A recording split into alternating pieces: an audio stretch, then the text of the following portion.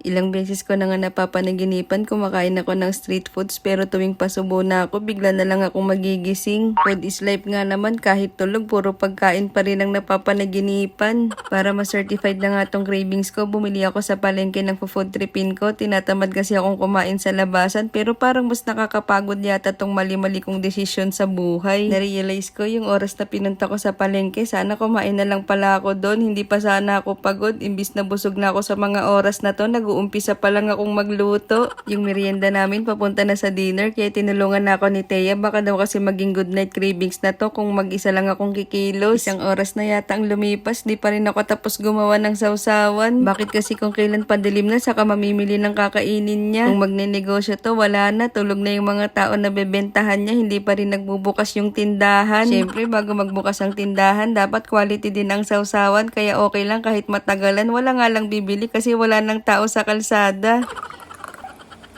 2, 3, 4, 5, 6, 7, 8, 9, 10. Nag-uumpisa pa lang ako pero may nararamdaman akong enerhiya sa tabi ko. Hindi ko siya nakikita pero malakas ang pakiramdam ko. Manggugulo siya. Ano? Acha.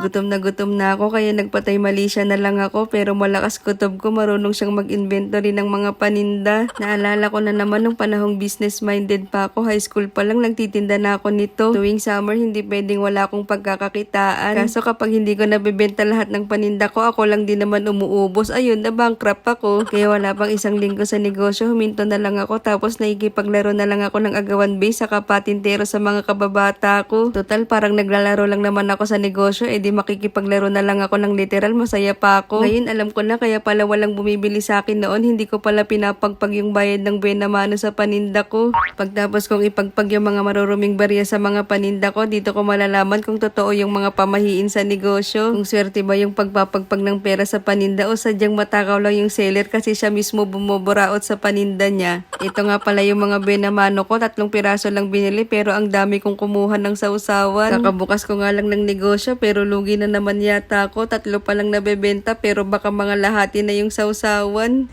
Hop. Ay, masuka. Sarap na suka. Diba? Sarap na sarap sila sa sausawan. Nakalimutan nila, nakarami na sila ng kwek-kwek pero di na ako binayaran. Bakit nga ba nagbebenta ko dito? Nakalimutan ko, gusto ko lang palang ma-certified yung cravings ko.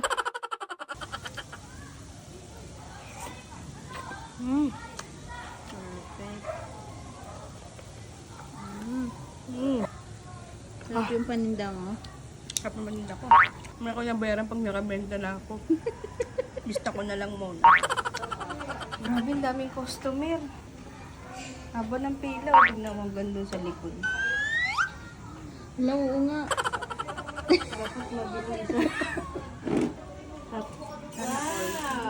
Wow! Ano? Hindi swerte yung benamano, may bumili, hindi nagbayad. Bayad daw. Pinanser! Ngayon ko napatunayan, hindi rin effective sa akin magpagpag ng pera sa paninda kasi merong pangalawang customer na lumapit, sa excitement niya lumabas, hindi na nakapagbra. Nakailang subo na nga siya, hindi pa rin nag-aabot ng bayad. Oh, bayad. Bayad. Baka buhay sponsor dyan ng bra.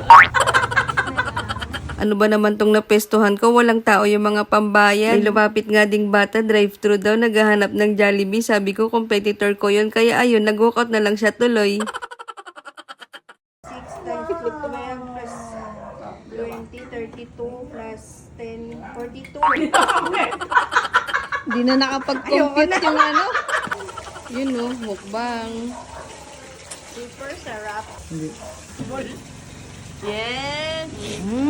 Perfect. Napansin ko, parang ang tagal ko nang nagluluto, isa pa lang nakakain ko. Diba cravings ko to? Pero parang sila yata ang na-certified sa niluto ko. Abay, ako naman kakain, kanina pa kayo.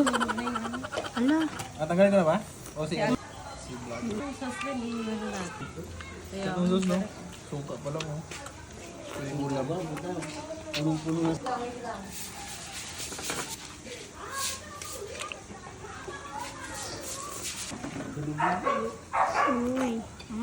Hanguin nyo na.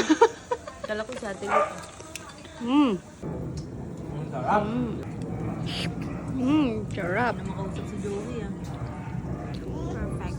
Sarap talaga. Parang hindi ko magsasawa eh.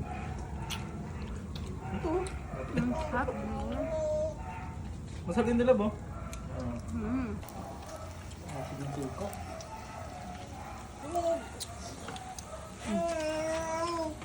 Doon tayo mag-ano. Sarap talaga. Ganun na. Sarap. Ano? Bakit kanina ako yung bumibili? Ako na yung nagtitinda dito. Ano yung pera ko?